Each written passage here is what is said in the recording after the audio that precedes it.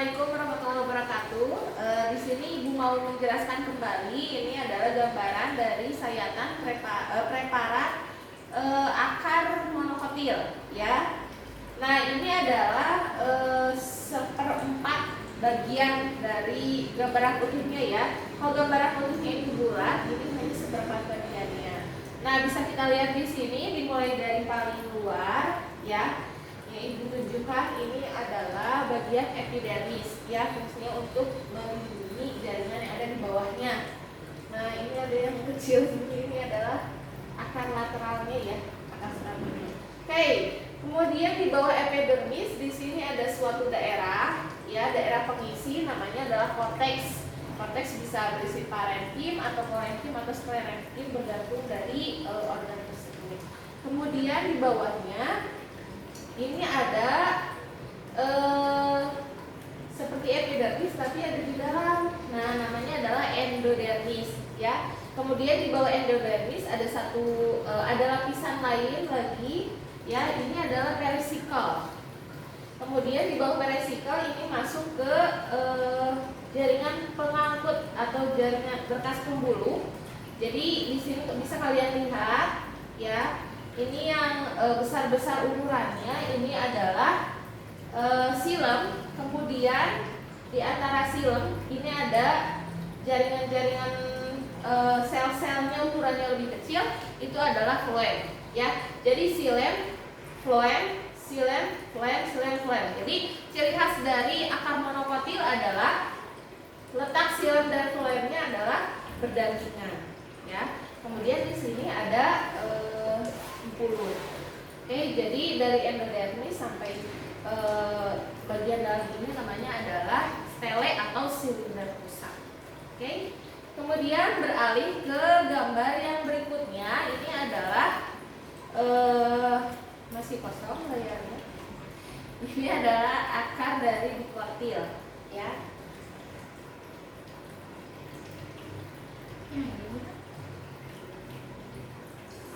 Yang helianthus ya?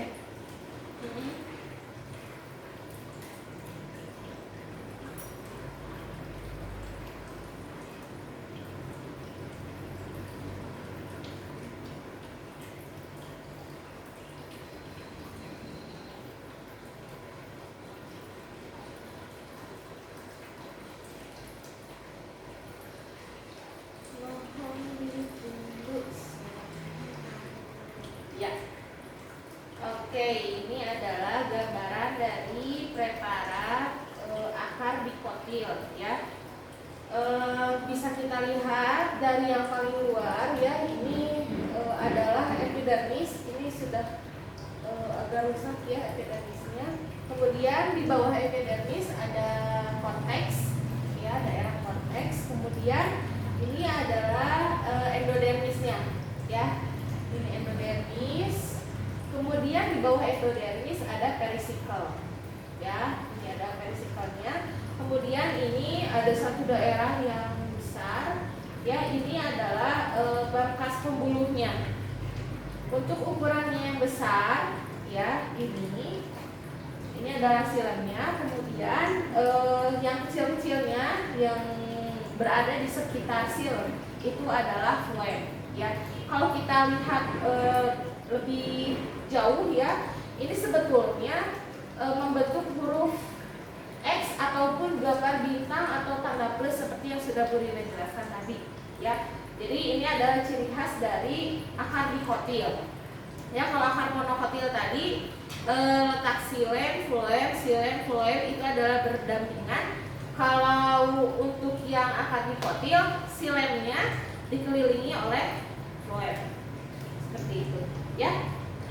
Oke, selanjutnya adalah batang dari dikotil, ya. Stem of dicots.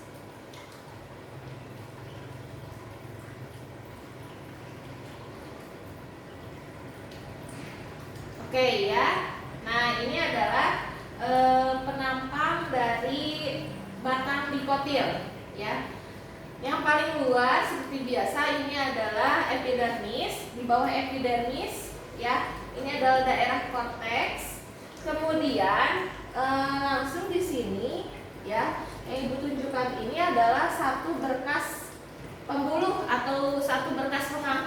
ya. Nah, yang paling luar, ya, maksudnya paling luar adalah yang mengarah ke epidermis. Ini adalah floem, ya. Selain dari ukuran, dia juga letaknya di paling luar. Kemudian di sini ada sebelum ke silem, ya, ini ciri khasnya sel yang besar-besar. Di antara silem dengan floem itu ada seperti satu daerah pembatas. Ini yang dinamakan dengan kambium, ya. Jadi letaknya adalah floem, kemudian kambium, kemudian di sini ada silem, ya. Kalau kita lihat bisa digeser, dilihat. Nah, kalau bisa dilihat ini letaknya beraturan, ya. Nah, ini floem, ini floem, kemudian ini floem lagi, floem, ya, floem. Nah, jadi kalau misalnya kita tarik garis, ya, ke sini, ya. Nah, si ikatan kambium ini, maaf Bu. nah, si kambium ini kalau misalnya kita sambungkan dari satu berkas pembuluh dengan berkas pembuluh yang lain, ini akan membentuk nah, ke sini, ya. Nah, dia akan membentuk satu garis, ya. Jadi kalau misalnya digambarkan dia seperti pita, begitu, ya, yang melingkar di antara floem dengan silem. Jadi urutannya adalah floem, kemudian di sini ada kambium, kemudian di dalamnya ada silem, ya. Kemudian yang berikutnya adalah penampang dari batang monokotil, ya. Contohnya adalah di sini kita punya zymais atau jagung. Nah, yang paling luar ini yang melindungi adalah epidermis. Di bawah epidermis ada daerah korteks, ya. Nah, kemudian di sini ada yang terlihat seperti wajah yang berserakan, wajah burung hantu. Nah, ini adalah yang disebut dengan berkas pengangkut, ya, atau ikatan pembuluhnya. Bisa kita lihat di sini letaknya tidak seperti tadi, ya. Kalau tadi kan dia beraturan. Ini ada floem, ikatan pembuluh, kemudian silem. Floem, ikatan pembuluh, silem. Nah, kalau ini ikatan pembuluhnya adalah tersebar, ya. Kita lihat untuk strukturnya. Di sini ada yang besar-besar, ukuran selnya ini adalah silem. Kemudian yang sel-sel kecil di sekelilingnya adalah floem, ya. Nah, kemudian di dalamnya ini adalah jaringan pengisi itu empulur, ya. Begitu. Kenapa sih ini ikatan pembuluhnya bisa tersebar? Karena tadi kalau lebih dikotil letaknya kan beraturan, karena ada pengikatnya. Pengikatnya apa tadi? Pita kambium. Kalau ini tidak ada kambiumnya sehingga letaknya adalah tersebar. Oke. Selanjutnya kita punya daun, ya. Ada daun dikotil.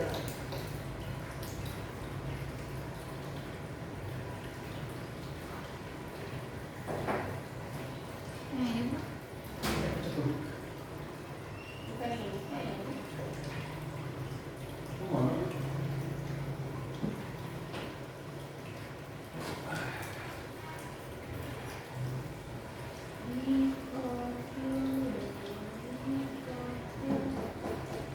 Ayo tulisannya bagus. Nah, Ya.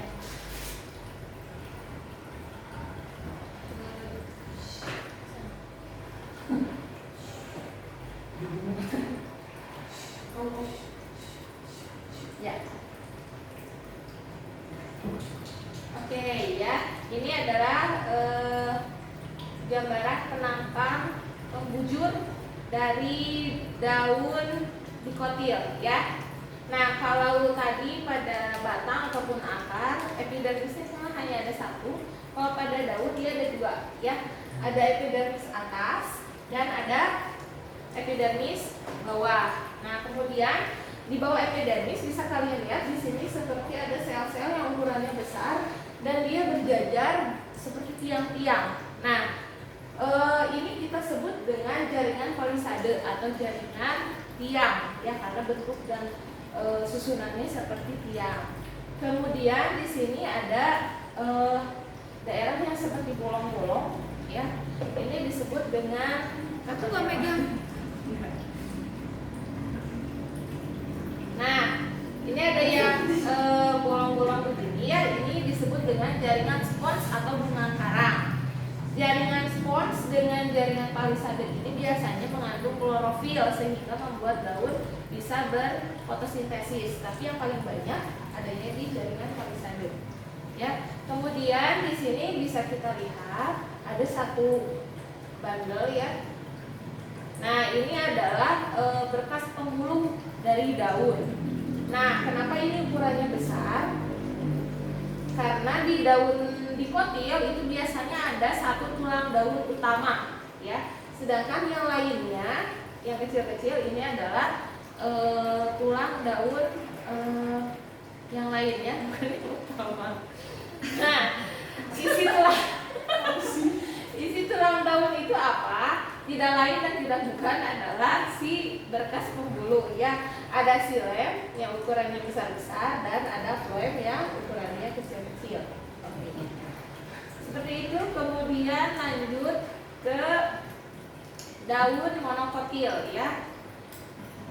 Nah, daun monokotil contohnya adalah daun jagung atau daun padi atau daun rumput atau lili, ya.